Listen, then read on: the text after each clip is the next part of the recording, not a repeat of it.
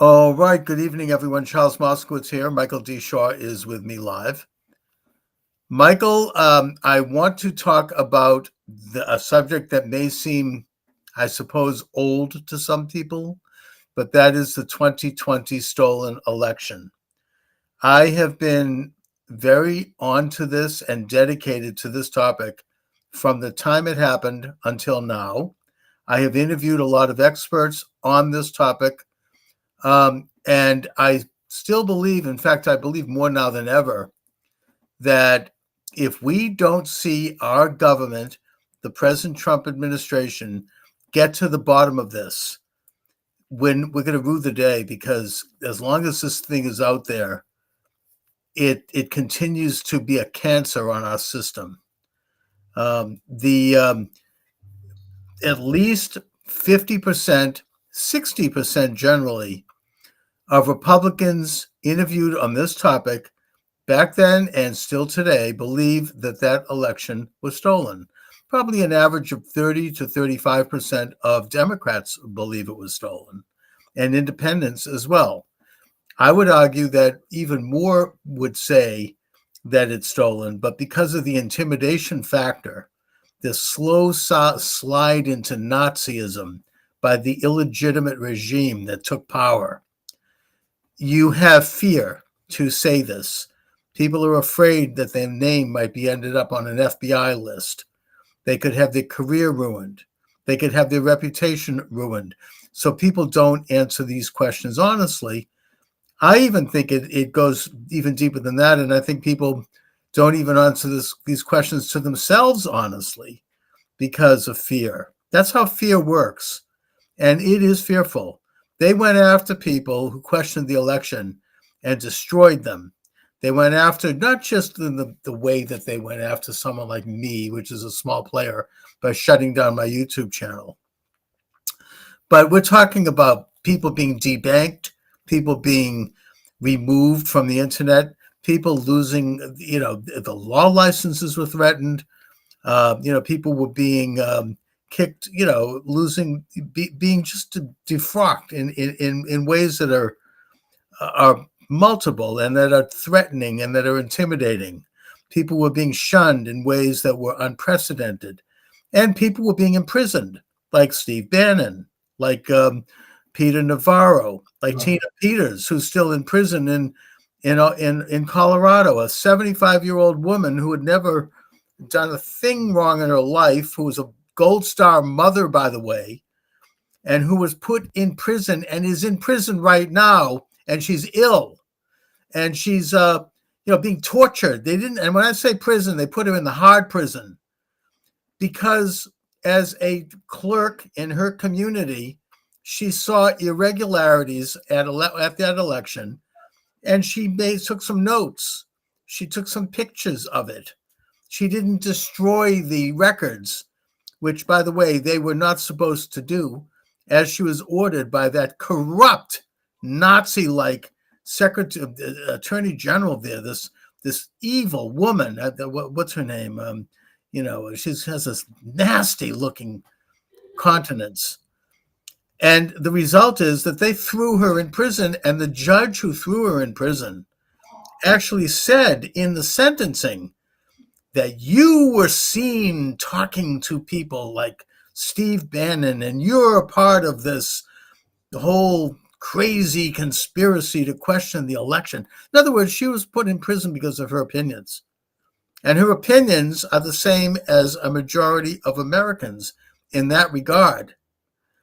And so now we have a situation where they are ramping this thing up again. Believe it or not, I hear this when I listen to NPR a little bit, probably just about every day, so I can find out what they're up to. And already they're starting to talk about the people who denied the election of 2020. They tried to overthrow the election of 2020, right? Instead of what happened, which is they overthrew the election.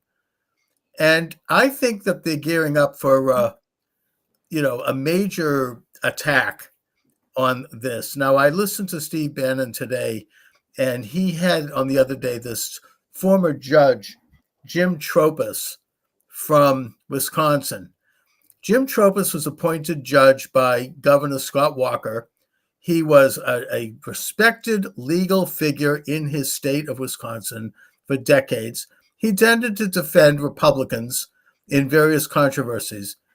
And he was asked right after that election by the state attorney general to set up a delegate of alternative electors in case, right, which is another controversy, people going to prison for that. It was not anything. They actually asked him to do this, which he did. And he's been prosecuted for that ever since. And when I say prosecuted, not only did he lose his position as a judge, but, he's had he's been forced to testify as he's had his phones and his property seized. He's been spied on. He's been, he's lost his bank account. He's lost his reputation. His son was on a family cruise with his wife and kids on a Disney cruise. And all of a sudden the police showed up and they took away his cell phone. He said anyone in the country named Tropin, like his last name, has been contacted. I'm talking about the kind of stuff that the Nazis only could dream of doing to someone who was a political opponent. And he says that this summer, there's going to be a trial in Wisconsin, not only of him, but of all of these electors. These are mostly elderly people who volunteered to stand up as an alternative elector, which is something that has been done before in American history, going back to Rutherford B. Hayes. It's not new, perfectly legal. And he said they've already requested national media attention for this trial. He says that he could end up spending the rest of his life in prison. I mean, it's 7 years prison, automatic prison term for each charge brought against him. And he's trying to bring attention to this. But I think that this is only one piece of what's going to be a coordinated attempt to dredge this thing up again and try to demonize people. I mean, they're bringing up, the January 6th thing, even though it's already been debunked. They're going to once again say, look, they tried to overthrow the government and they should go to jail for that. That's why Steve Bannon went to jail, by the way. And I do think that this thing is it's just below the surface, but it is a battle that we need to step up. I mean, the government needs to step up. President Trump needs to step up. All right. Well, let me say this, that you're absolutely right. This thing went into high gear, by the way. It was our own fault.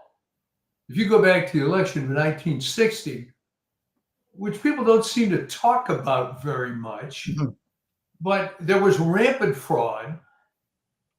And Nixon was thinking of contesting it, as you know, and was talked out of it by a guy that I don't admire, Eisenhower, supposedly for the good of the country, quote unquote, which then started this, no other word is appropriate, effeminate Republican response to the criminal gang Democratic Party. And if you add in a cadre of just a horribly corrupt judiciary, which it's just frightful how bad the federal judiciary is, that they're emboldened now to try to get away with this because they can't win elections otherwise. All right? That's right. I mean, you as a New Englander are well aware of the fact that the Republicans, even if you believe the figures, are somewhere around 40% or higher of the electorate in the 6 New England states, but there's not a single Democratic representative in all the New England states. Exactly. I mean, the New England states have been gerrymandered going all the way back. I mean, this actually goes back to the early 19th. Well, that's part of election fraud too. Oh, absolutely. I mean, the whole word gerrymander comes from Governor Elbridge Gerry, who was a real partisan Democrat by today's standards.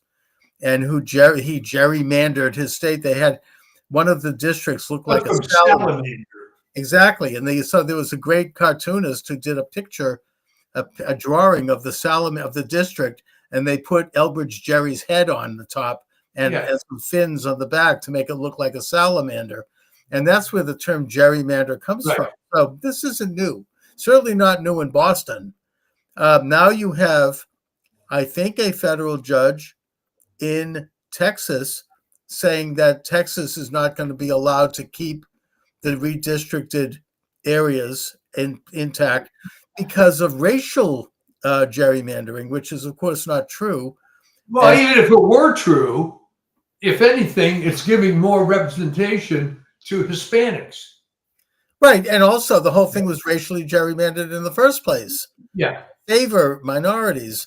So, the point is that because of that, and because they have to go back to the other districts, while at the same time California had a referendum that undid an existing independent commission that is supposed to draw congressional lines, and that passed. So California is going to be like New England. I mean, they're probably going to get rid of probably most, if not any, Republican. Because of that, the Democrats are probably going to win the midterms because they will rig, both of those states, just like they rigged. So the question becomes, other than you and me talking about it, what are the Republicans doing? Not a goddamn thing. I mean, and meanwhile, you have, if the Republicans lose in the midterms, and usually the party that's in power does tend to lose somewhat in a midterm anyway, traditionally. Yeah. I mean, this attack on Trump and on anyone who questioned the election, it's going to get as ugly and as hateful and as vicious as it ever was under that rotten Nazi-like regime, whoever ran it before, the Otto Pen regime. And that's going to mean probably Trump will be impeached every other week, and it's going to be hell. It's going to really be, they're going to lose the whole, we could really lose the whole yard of everything if that happens. The only bright piece of news that I've seen come out, and it's not even, what? I know. Please. He's had something good going on, is that at this recent dinner for the Saudi Arabian prince in Washington, President Trump apparently completely reconciled with Elon Musk. And Elon Musk remains, for better or worse, the richest man in the world. He also has access to an understanding of the whole high-tech world, the social media world. He owns Twitter. And that now it apparently is the case that Musk, who played a major role in Trump's victory. Well, that was huge with the liberation of Twitter. The liberation of Twitter. He ponied up hundreds of millions of dollars, not just to Trump, but to the Republican National Committee and Republican campaigns. But he also put the digital muscle behind it. Apparently, he's going full throttle for the midterms in terms of money. He's already committed many millions. And in terms of planning a social media presence. So that's the only good piece of information I have. Well, I think the other sort of good piece of information is that they've some of the Republicans anyway have located the testicular fortitude to talk back. You're probably familiar with this ridiculous notion that was perpetrated by Jasmine Crockett that Lee Zeldin took money from Jeffrey Epstein, which in fact he did. However, it was obviously a different Jeffrey Epstein. And let me say that his response to Crockett was not very polite. As I recall, he goes into all this detail. Yes, you idiot. It was not, he was not polite. Good. He shouldn't be. So I think that some of them are being woken up. And the weak links are being exposed. And fortunately, there's some positives on our side. But Oh, you there said is. California, I will tell you, there has not been a legit election in the state of California for 20, 30 years. All right. There is Right. no possible way that a state that was pretty evenly divided and did have Republican governors up until 2011 could now become this blue bastion that it is. All kinds of hanky panky going on. Started again with a weak kneed response by the Republicans to, you talk about a stolen election, Robert K. Dornan Yep. losing to what's her name, Lopez, who, by the way, didn't use the name Lopez until she ran for Right. office and then suddenly remembered that she was Hispanic. Well, that seems to be. By the way, that was like Kamala Harris was never black until she ran for office. Yeah, It's the same thing. same sort of thing. Yeah. I mean, by the way, I just got a strike on TikTok. I don't know. Was it the California talk? I don't know what it was that triggered them. Election. So, election. So I've shut it down just to save the account. But, let's face it, it's not just the elections. It was talking about COVID, vaccines, anything that was contrary to the prevailing narrative.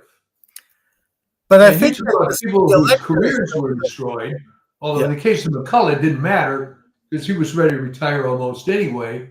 But as I mentioned on this show, how do you go from being the most published cardiologist in the world to now being this negative figure overnight? Oh, I mean, and look at it. I mean, everyone I think knows that the entire COVID thing was filled with lies. From Yeah, the origin of COVID itself, from the Chinese lab, instead we was told it was a wet market, all the way up to the absolute exaggeration of the fatalities of it.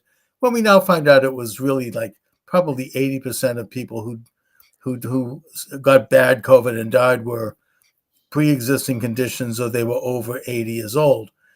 And, the denial of well-established FDA-approved drugs like ivermectin and hydroxychloroquine, which have been used for decades to treat viruses, were demonized. And instead, we ended up with the jab, which had all kinds of lies around it. People made huge amounts of money. It had a eugenic side to it. You had putting COVID people, no one denies that COVID existed, but you had the COVID people put into, hospitals, with elderly people, like nursing homes. I mean, talk about really like genocidal policies. And that only happened in the blue states. And the lockdowns and the children getting vaccines and pregnant women getting vaccines and the masks. The whole thing was a lot of lies. right. And I think that people know that and understand it. It was used to defeat Trump. That was the whole purpose of it, probably. That's why China probably did it. Then they used it to rig the election with millions of paper ballots mailed out of the biggest junk mail mailing in history. Not to mention the machines. Oh, there are people I knew that got 3 or 4 absentee ballots in the mail. Oh, yeah. Look, I mean, the University of California in Santa Barbara delivered, I think, 3,000 votes, and there was no one there. The place was completely shut down because of COVID. Yeah. So, I mean, we could talk about that. That's something that's a given. But they still are not only holding on to those lies, but they mean business. I mean, this thing with Judge Tropin in Wisconsin, and then you have, Benson in Michigan, that beautiful Secretary of State with her blonde hair and she looks like the classic Yankee. She's about as corrupt as hell. We know that with, changing the rules and allowing for no signatures and shipping, ignoring the carloads of ballots that came in Detroit. The reason I know this, I don't want to talk too much in details about this, but I actually had an opportunity to be a part of a group call right after the election with her. I'm not going to talk about why I was there, Okay. but we got to ask questions, and everybody assumed that it was a friendly group. And I asked a simple question. I typed it in, and which was, are you doing anything to audit the situation in Wayne County, given the amount of reports of corruption there, with ballots showing up at 3 o'clock in the morning and the pizza boxes on the windows? And when she got that question, her face was like, her eyes were bugging out of her head. I mean, oh my God, it was like she turned like a bright crimson. It changed the whole atmosphere of the meeting. Like, who is this? What happened? And, they were like celebrating. Oh, we now are getting victory. We just got news that we won the Peach State, of Georgia, and they're all giddy. It was obviously, corrupt. And Well, here's the thing. she's not running for governor, by the way, in that state. And she's being sued by Republicans. They're starting to stand up because, I mean, Well, here's what I'm worried about. Are we going to get what I call crusade fatigue? And for those in the audience, probably understand what I'm getting with this. The Crusades failed mostly because after a while, if you're a French or a Spanish knight and you're all that distance from home, it's like, you know what? I'm sick of this fight. Right. I'm going to go home to my castle or whatever, and the hell with this crap. Yep. I don't know if that's going to occur, because the difference between us and the Bolsheviks on the other side is they have no lives. All right. We do. So, well, the only thing I'd add to that with the Crusades, I know I've talked about this before, but I'm going to just repeat it because it relates to this. After the Crusades conquered Jerusalem, and you had the Kingdom of Israel under the Crusaders, under the Franks, they called them back then. Right. You had them, the wives and the children came. It was originally just the men. They brought their wives and children. And the wives and the children decided to go down to the River Jordan to celebrate and have a picnic. And, just there was a lot of kind of exultation at the time. They had just created this country.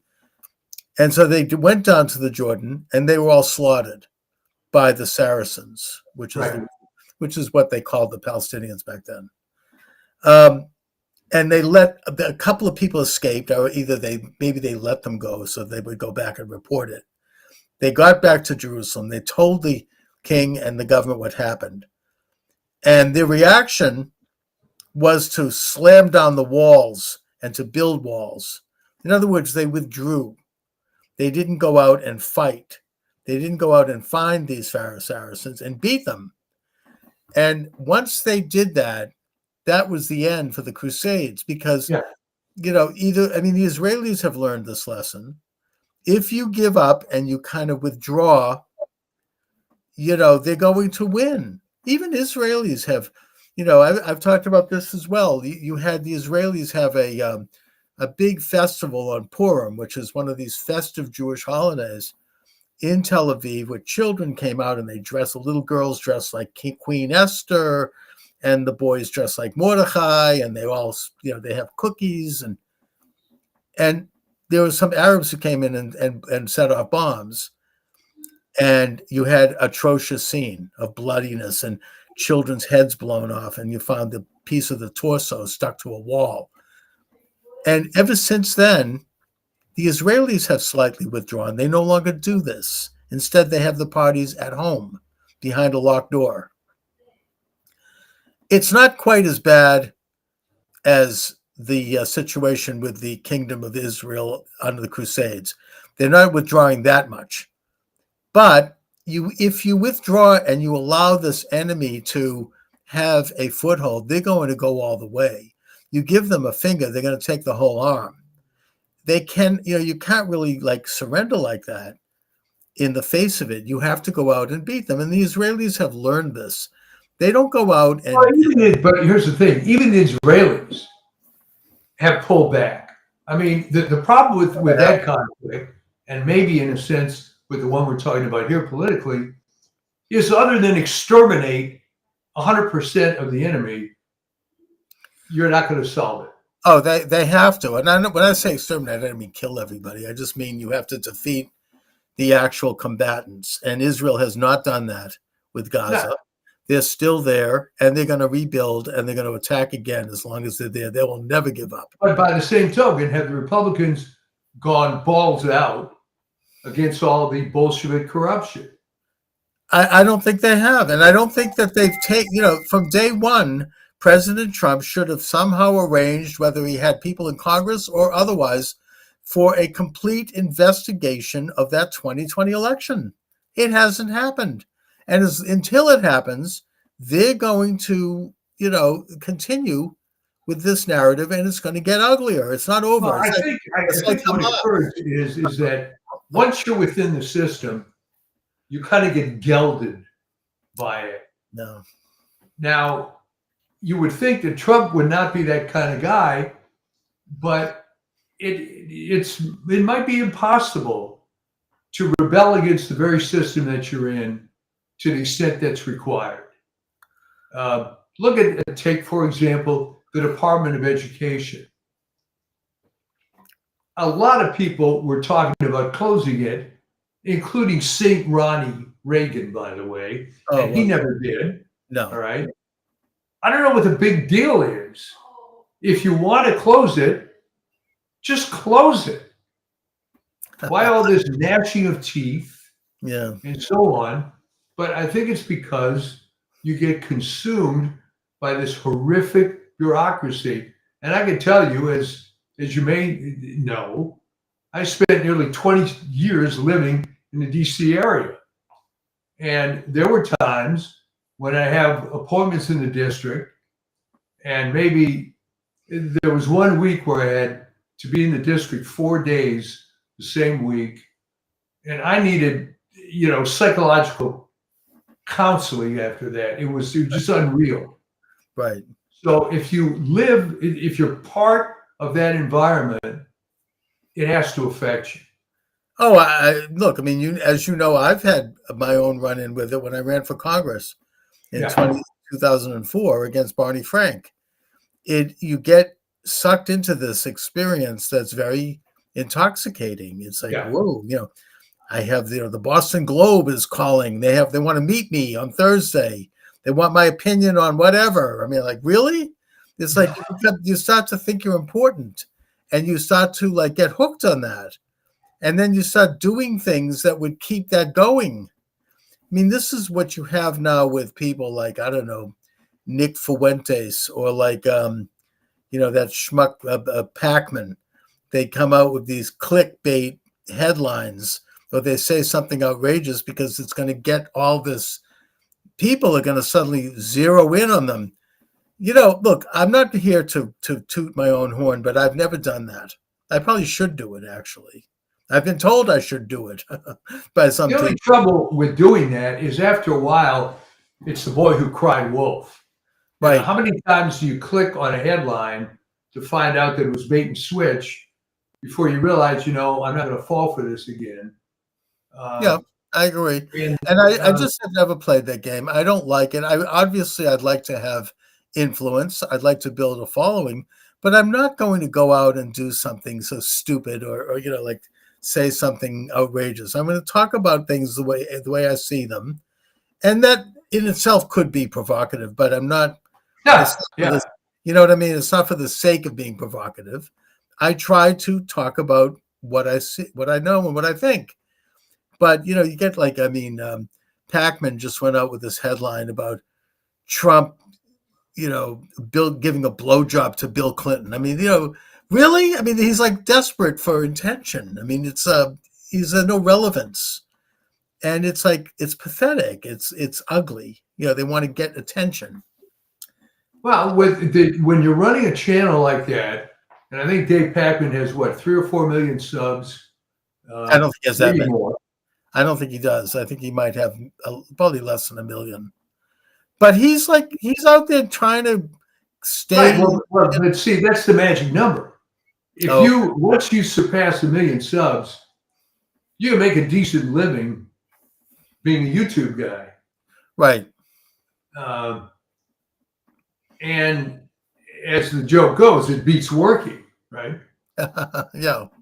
So, But the point is, they will do these stupid things and come up with yeah, these stupid headlines as a way to try to gin that right. up. And once they're up there, they have to keep it up, and they'll keep getting, I mean, that's what I'm saying about Fuentes. I mean, it's he is very slick at what he does. He's a good communicator, but it's like he's coming up with these. He's almost laughing at himself with these stupid, these ideas, and everybody, the left absolutely gives him a huge attention because they hold him up and say, "Look, this is the true Trump thinking, isn't it? This is Trump talking. This is MAGA talking." Well, They, I don't really understand the appeal. I really think, and I believe you would agree, that Brother Nathaniel has a much more interesting anti-Semitic station yeah, than Nick Fuentes. Um, well, he's really genuinely an anti-Semite. I don't think Nick Fuentes really is. I just think he's trying to grab attention. But Brother Nathaniel, I mean, boy, I mean, he's very vulgar, very nasty. Former Jew, by the way, who oh, looks he was back. hardcore. Yeah, and he And looks back with um, hate and anger. well, I mean, what happened to him is he went down that road that he started questioning Judaism. Okay, Right, so he leaves the religion, but then he starts being this conspiracy guy, looking for Jews under everything. right. And plus, Um, there's something very angering. Anger. He's very angry. I mean, I don't know what happened. You have that. That can happen to yeah, people. I mean, that happens to people. They get angry at the Catholic Church in the same way. I mean, I had like one of my great grandparents. She became angry at Judaism because her father, he didn't want to see a doctor because it was Shabbos. He's a religious man. He said, "Why yeah. don't we wait till after Shabbos?" And then he ended up going up and lying down, and he passed away. And she blamed Judaism for this, and she hated Judaism for the rest of her life. If he had only gone to a doctor, he would not have died. But he did it because he believed in the Sabbath, and so you take it out on this something else. I mean, it's Well, that's right, but I mean, where is it written that you can't be healed of course, and he to could save have a gone. life on the? I mean, no. And he could have gone to a doctor. I mean, exactly. There is that. That is a legitimate context. It's in Hebrew. It's called pakuach nefesh, to Yeah, save a life. If right, it means right. saving a life, you're allowed to do anything you need to do. I mean, that comes first. I mean, Jesus reiterated that concept when he was picking, I think of like corn or something on Shabbos, and he was asked about it. He says, "Everyone here is going to starve to death. We're out in the middle of nowhere. We have to save a life." And it's not a violation of a principle if you're saving your life. You're allowed to. I mean, the French play, I'm trying to think, with Jean Valjean. What is that? Oh, Les Miserables. Les Miserables. He stole a loaf of bread because his family was starving, and he ends up going to a labor camp for that. The point is, you're allowed to do those. It's not stealing. That's legitimate. Your life supersedes some stupid law, or maybe some legitimate law in the case of Shabbos. But I guess, where did we get on this? Um, Well, no, we were comparing Nick Fuentes oh yeah, to the content on Brother Nathaniel. okay. But something happened to him to make him so angry. I don't know what it is, but And interestingly, he never says what it is. I don't He even. has one I don't on even know what it is. It's just maybe it's subconscious. I don't know. the closest he gets is why I left Judaism. Okay, but then to become this embittered individual. That's right. That's right. I mean, if he wants to become Christian, great. That's fine. But his whole focus is to look back with anger and make his entire mission to demonize Judaism. It's It's very strange. But anyway, to go back to our topic here, uh, I think that, you make the point that are we getting battle fatigue? Are people getting tired of this constant fight? I mean, there's the issue that some people say that the reason that Trump won was because the economy was so bad and the inflation was so bad. Remember people talking about the price of eggs, Yeah. and that, if you look at the average person, that does have a lot to do with it. People were pissed off about the value of their dollar. I mean, it was cost $35 to get a hamburger at a diner in New York. That's crazy. And wages have been stagnant since the 1980s. And I think that is a part of why Trump did win. But they're not really, nothing has changed. And I know that I heard Scott Bessent recently say that we're going to turn the corner maybe in the first or second quarter of next year, and that it's going to get better. I'm not sure he's complete. I don't know if I completely believe that. There has to be something done. If there can be the dollar can be brought to its true level, if there can be maybe a drop in some of the prices of not only goods and services, but of property a little bit, so that people could get back into home. Well, consider one thing. You have over 40 million people on SNAP, all right? You don't think that raises the price of food? Right. No, I think it does. And maybe especially since there's no restrictions. Okay. I think that's something like making a lot of money on this. Millions. Right? I mean, you can buy anything you want on SNAP. Luxury items, not a problem. Yeah, lottery tickets, booze. Now, I understand. How the hell are you going to administer that at the point of sale? Well, yeah, I mean, they buy that SNAP card, and that's it. It's cash. Yeah, booze, cigarettes, and lottery tickets. And you could go out and buy like a pack of gum and take the rest in cash. Yeah. Right? Or I don't know if that's true. I shouldn't say that. But you can get some cash back, but it's okay. It's not that easy. But if they try to tighten it up and only make sure that the truly needy get it, there's going to be such screaming. But they have to have the guts to do that. It's filled with. I mean, they are trying to do that. They're going to have everybody reapply. Okay. And there's massive fraud. But the problem with all of these government programs, I'm not quite cynical enough to think they were set up for the purpose of fraud, but it doesn't really matter because there's massive fraud in all this stuff. I mean, when it was, and you probably know better than me, sometime in the early 2000s, they did an accounting on the war on poverty. Mm-hmm. And they spent $26 trillion on these programs since 1964. And the conclusion was that, amazingly, money doesn't cure poverty. Yeah. It was a war that we lost. Yeah. I think the cost of living has risen drastically because of the government. I mean, in the state of California, the gasoline tax is the largest component by far of the price of the pump. The only reason you're paying $4.29 at a cheap gas station now is that over $1 of that. Is that how much gas is out there? $4.25? Oh, that's cheap. You can find it at that. I mean, Massachusetts, the cost has dropped. It's down to like $2.75 now, $2.85. Yeah. Well, that's the point. It's all.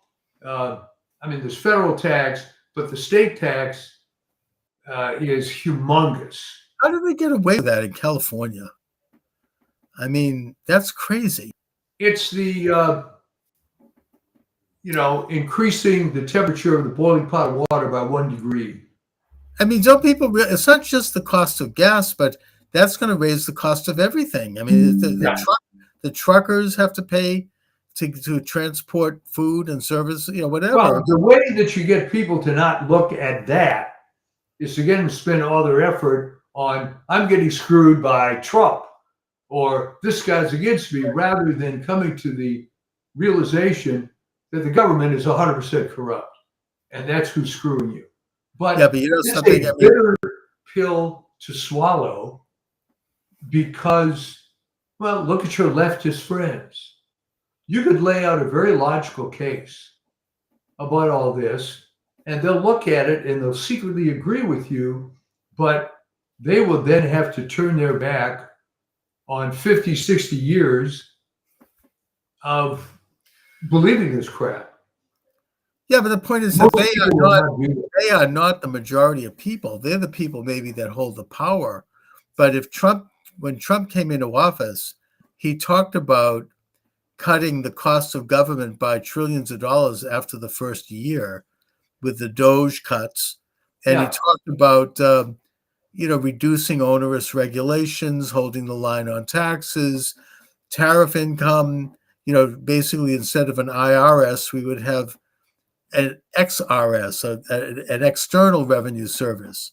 The monies that we need would be raised by imports from other countries. And he really has not done it. Now, you're right, but don't forget, 17% of the American economy is healthcare. All right. So if I were going after fraud, I would go after Medicare, Medicaid, which is massive. Massive. The biggest part of the budget, along with the debt we pay to the Federal Reserve. I mean, I think that about a third of the budget, or something like 25% of it, is servicing the debt that we're being charged to borrow our own money.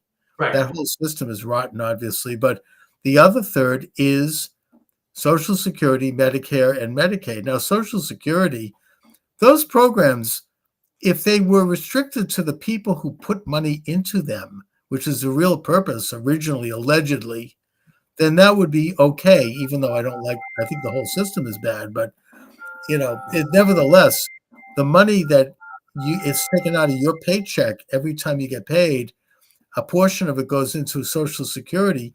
You're entitled to that money. Same thing with FICA, which is money going into Medicare. You're entitled to that money. It's your money. Now, we could talk about privatizing it, which I think we should, but that's maybe too big a bite of an apple. I mean, I'm saying that working within the existing program, they need to bring it down to the point where the benefits go to the people who put the money in.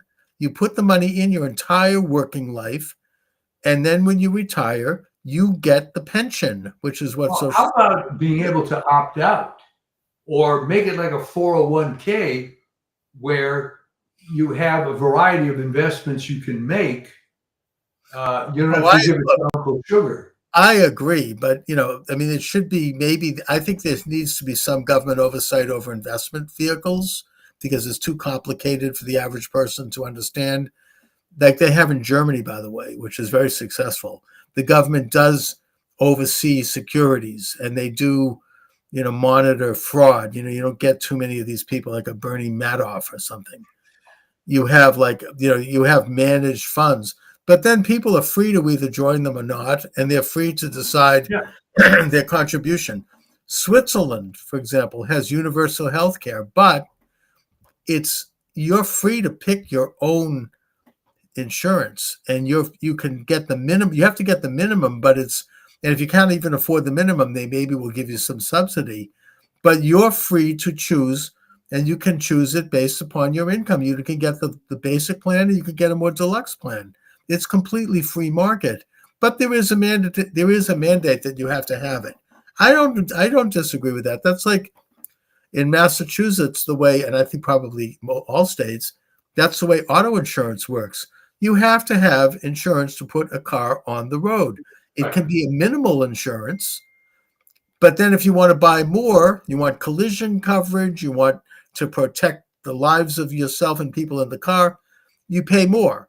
But you have to have basic coverage. But the actual insurance is private. It's not government run. You choose your insurance and you put your car on the road. That's how it should be run. And that's how I think Social Security should be run. Rather than have the money, they talk. I hear all this talk about, like, particularly minorities they don't have generational wealth.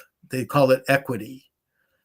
What Social Security is partially responsible for that, because if you have a higher mortality rate, particularly among Black men, and a lot of them are not married at the time that they die, the money disappears.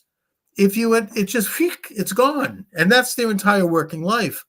But if you had that money put into a private fund, that money could be inherited by their heirs. That money could allow them to have a good retirement. Well, right. You're hitting on the major fallacy of Social Security. When you die, that's it. It's gone. It just disappears into the ether, and they knew that. And and then they expanded the Social Security footprint to give it to newly arriving, to illegal aliens. They expanded, like, SSDA and SSA for disability. Okay, maybe some of that's fine, but the definition gets a little fuzzy, and all of a sudden you get people gets somewhat fraud ridden. Whereas if it was run by private companies, you wouldn't get away with that.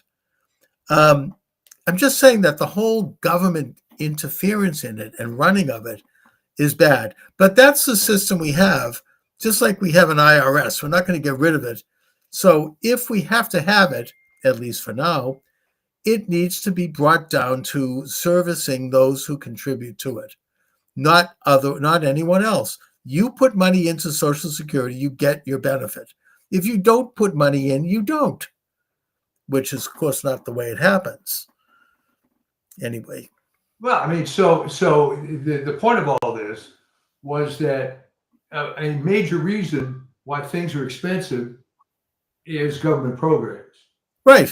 And because of the fraud in government programs, because they've gone way above and beyond their original mission, and they've gotten into it. Look at, I mean, we talked about Lee Zeldin. He's doing a good job over there at EPA. He should have been governor of New York, but putting that aside, he says that agency has expanded its authority to areas which were way above and beyond what its original mandate was. And partially, this is getting a little bit better because of the Chevron decision in the Supreme Court. Yeah. What that decision did was it undid this unspoken rule, which allowed agencies like the EPA to have sovereign powers to decide. To give a somewhat famous example, the Congress said that the government shall regulate navigable waterways like the Mississippi or the Missouri or Boston Harbor, or, you know what I mean? But the EPA, under liberal left-wing control, got rid of the word navigable. They just crossed it out. So that gave them the right to regulate. If you have a little puddle in your backyard, They can come in and regulate it. The thing is that if they can bring that agency back under the constitutional democratic standards, the left likes to talk about democracy. Well, what about it? Did an elected official decide that? No. It was decided by these unnamed bureaucrats who are exercising sovereign power. Instead of calling it laws, they'll call it something else. Rules, standards, guidelines. They give us some. And the nature of the system is that it selects for zealous individuals. Yeah. I made reference in one of my columns to it had to do with the 60s, but it was a reference to an EPA meeting that I believe was in 2007, having to do with the regulation of ethylene oxide. And the people from EPA it was worse than you could possibly imagine. Because just complete environmental freaks and zealots.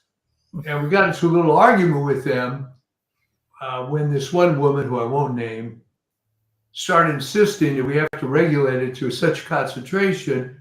And I said, but that's lower than the naturally occurring amount of this compound in the air. Well, that's what our models say. So maybe your models are wrong, babe. But that's who you get. Oh, I mean, look, the whole global warming thing is just based on They've computer. backed off on that though a little bit, haven't they? I think they have because it's all, based on these kind of projections and computer estimates that aren't really, they haven't taken the time to poke their head outside the window and see what the weather's like. It's all kind of like this theoretical world that they're Well, in. the other thing is that every single prediction they've made since the late 1990s hasn't come true. That's right. Yeah. Losing a bit of credibility, but this is all expensive. And But anyways, if Trump has to, I think needs to that whole. I admire everyone in his government, most of them. So I think there's a few weak spots, but for the most part, they're doing, I think, as much as they can. I don't know what to. I mean, it's easy for me to sit here and say that they need to do more, but there has to be something done that people can feel tangibly. I don't like the fact that you have these rotten federal judges stepping in and making stuff up out of whole well, cloth. the latest thing was that they want to stop the National Guard troops in D.C. Right, exactly. That just came over the wires, and that's And bad. But even that, it doesn't really affect everybody. What really affects everyone is the cost of eggs.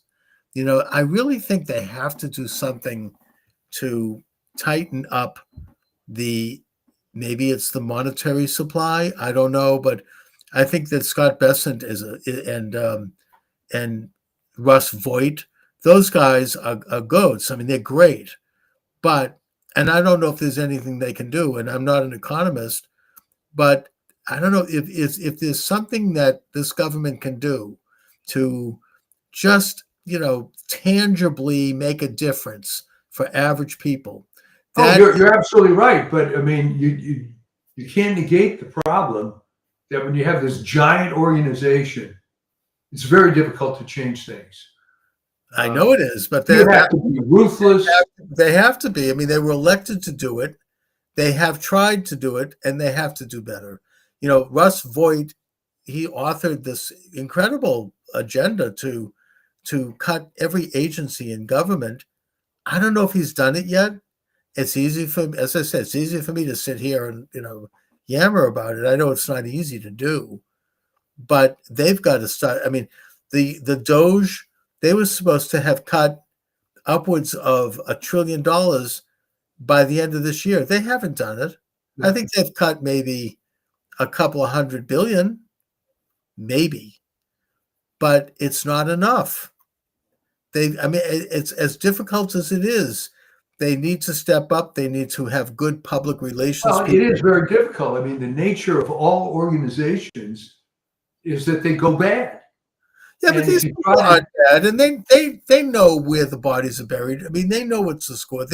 They do understand this, and they're not corrupted. well, they know where the bodies are buried, but look at what was done to Trump when he was president the first time. But it's gotten better. Have you noticed? I don't know if you've noticed this, but every time that they start to dump crap on Trump on primetime news, because I have to watch this stuff with David I'm Muir, glad you watch it so I don't have to. yeah, Thank you. and Tom Yamas and David Muir and these guys who do the 6 o'clock. It's the usual top story is Trump is hiding something by the Jeffrey Epstein. The point is that they can't get away with that quite the way they used to. So they put in a disclaimer. After dumping the crap on Trump, they then come out and say, of course, we are saying that President Trump has not been accused of any wrongdoing. In other words, they're admitting it's all hearsay. But the point is that the reason they put that disclaimer in is because they know that Trump is going to sue them if they don't, because he has sued them. He sued them because of George And he's Stephanopoulos. won. He won. George Stephanopoulos did what he's always done. Trump is a rapist, he says. Yeah. Trump sued, and he won $60 million from CBS. The point is that now they have to be careful. I even noticed this with the German news, the Deutsche Welle, which I sometimes watch. It's an English language thing. It gives you a European perspective. Even they're left. They're even more left wing than the American news. Well, you talk about Stephanopoulos. and he's closer to your part of the country. Yeah. What is this guy's claim to fame? That he ran a losing Clinton's presidential hatchet. campaign? He was Clinton's hatchet man. He was Clinton. Him and Sidney Blumenthal were Clinton's dirty tricksters. They would go out and they would do the nasty stuff. That's what his claim to fame is. And then he got a big gig at the TV station afterwards. Most of those people, it's very incestuous. They're all, they all work for like, the government, and then they go out into the media. Okay, and I ask you, which I ask you on every show, what is the audience for network news? The same people that go to the King's rallies. They're over 80, okay. And and they're still out there. But the thing is that they're not quite dumping like they did because, as I said, Trump sues, and when he does sue, I should note for the listener that he's doing that for all of us, because if they can manufacture news like that and make stuff up that destroys somebody, that is a danger to all of us. That I first became aware of this. I mean, I'd always been aware of it theoretically since I started to study politics, but I saw the first real example I saw was the Trayvon Martin case. I'm sure you remember that. Yeah. They manufactured a tape, allegedly, that the guy who killed him had made, and they cut things out to make it sound a certain way, to create a narrative, because they wanted to show that there's a major race problem with this poor black man being murdered, and that somehow would reflect on Republicans and it would hurt Mitt Romney. Now, it was who was running for president at the time. And by the way, they kept showing this picture of Trayvon Martin when he was 10 years old. Yeah, this fresh-faced young guy with a cute little sweater, when in fact, you wouldn't have wanted to run into the real Trayvon Martin. No. It was scary. I mean, it was not like the thing is, I'm making the point that whole thing was a manufactured story. What are the consequences? It's just with Trump now, who's been fighting this. So then I throw this back at you. Okay, Stephanopoulos cost him $16 million in that lawsuit settlement. Right. Why does the guy even have a job? I don't understand. That's something I would ask. I mean, look at, Dan Rather was fired for a lot less than that. Yeah. I mean, right? I mean, this was like, they were the stuff around like Harris putting the words in her mouth to make her look coherent. Well, here's my theory. He's still around because that's their audience. Right. They don't care this guy's a lying SOB. That's what they're tuning into, to watch a lying SOB. All right. So $16 million was just part of the overhead. But is that audience shrinking, or is it? I mean, how? It's shrinking. But how are they going to justify making? They have to make a buck at some point, don't they? Have to get ratings. I mean, they're trying to avoid the obvious. Okay, there's a very limited market for TV news at scheduled hours because you can get instantaneous news on the internet anytime you want. The only market for TV news is major stuff that's happening at that moment will be televised. But to routinely watch it every evening at 6 o'clock is absurd, and you have a dwindling audience. But here's the thing. It's like Hollywood. If that's your business, I saw this personally in the music industry. All right. We were approaching major record labels way back when about the idea of digital music. And they actually thought that their business was selling pieces of plastic to the public. Right. They said, no, your business is distributing music. And here's a way to do it that's going to cost you a lot less. It's just, Right. They just didn't get it. They went over their heads. They got set in a certain way. I get how that happens. That happened to me. I mean, my business went belly up because I didn't see how things were developing in the future. And I just but if someone came to you and told you stuff, you wouldn't flat out deny it. I might. I didn't want to hear it. I didn't want to hear. I mean, as things got worse, my ears closed even more in a way. Oh, all right. Looking back, and that's probably what's going on. Well, we've been doing TV news since Walter Cronkite in 1947. Right. So this How is what we do. dare you bring up this thing, and I don't want to hear it, and like la la la la la. I don't want to know. I mean, I get that.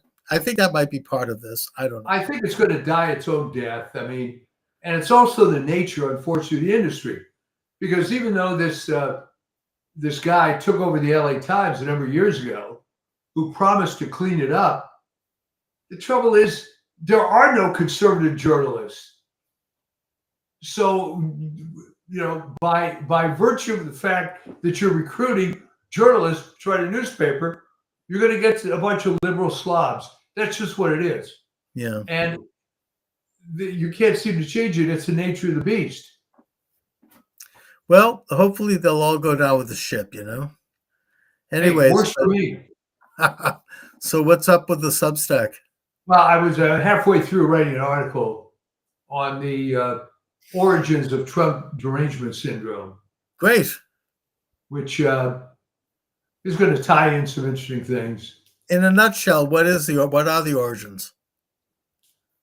Well, it's a combination of it actually goes back to post-World War II. I mean, sure, the major component of TDS is the fact that Hillary Clinton lost the election, all right?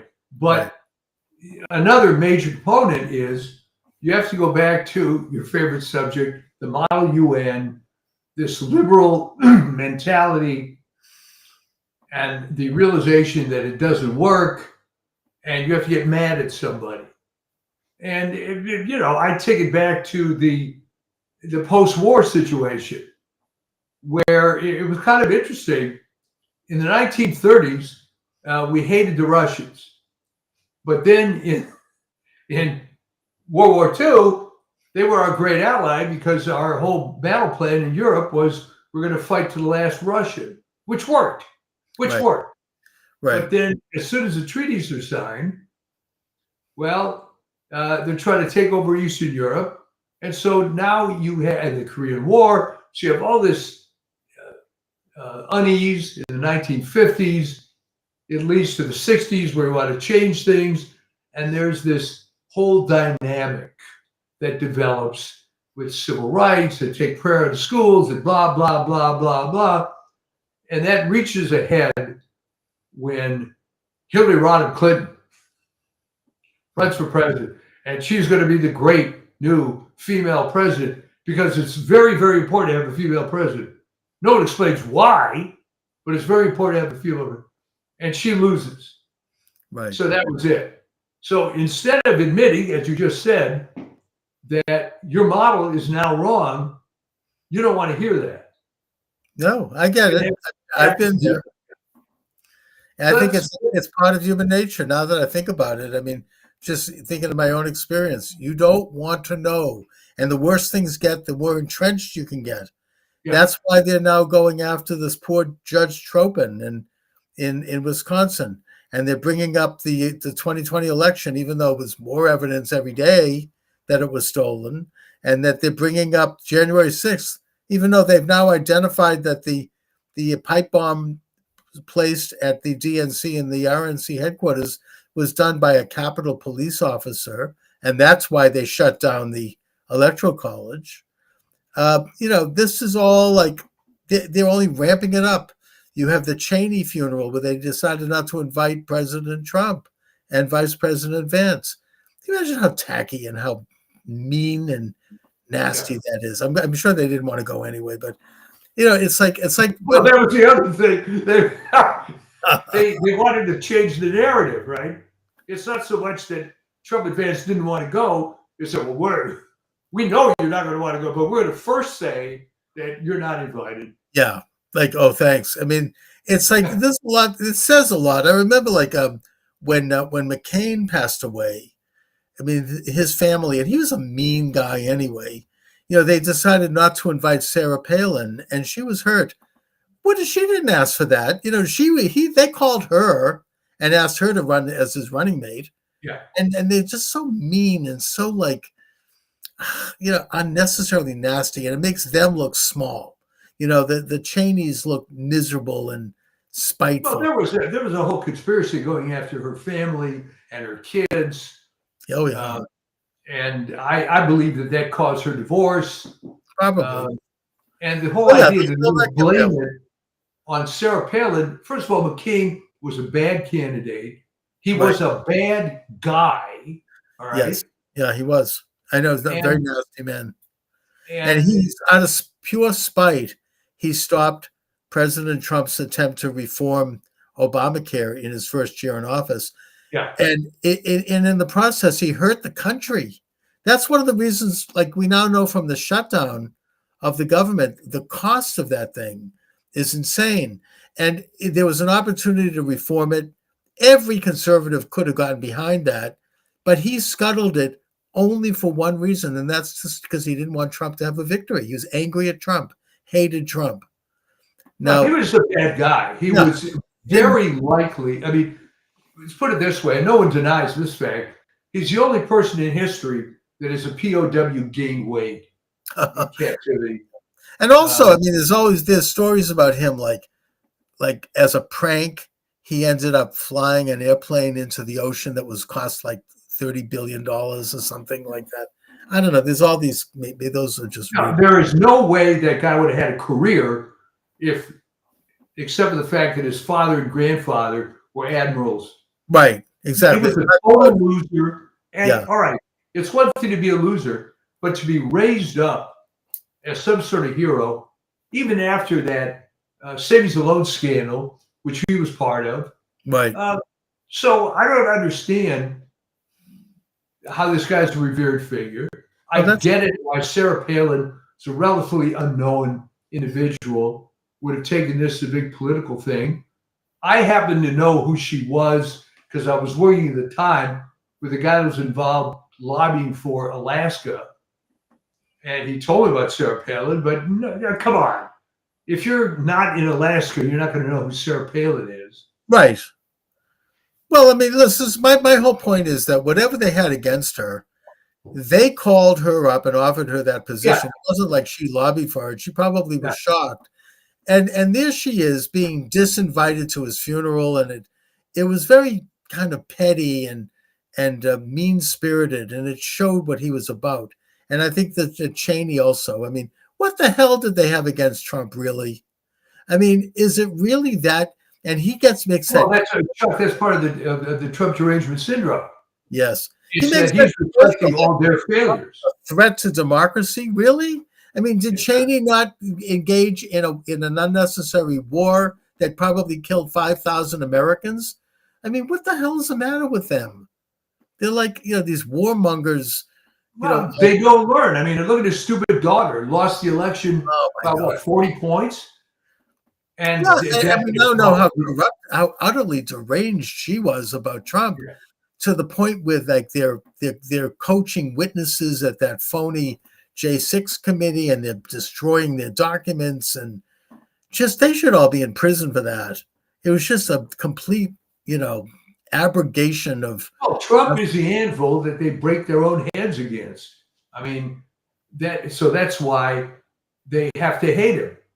I mean, people sometimes eventually learn, hey, you know what? Maybe I was the one who screwed up. But we've all met people that don't learn. No, and they have a mindset that they will not give up, and it's they won't see how wrong it is about constant perpetual war, and stripping the economy out by shipping everything overseas. I mean, we could go on anyway. Yeah. So, Mike, So anyway, now you've given me some more ideas on this article. great. So So I guess I'll talk to you next week, and make America great again.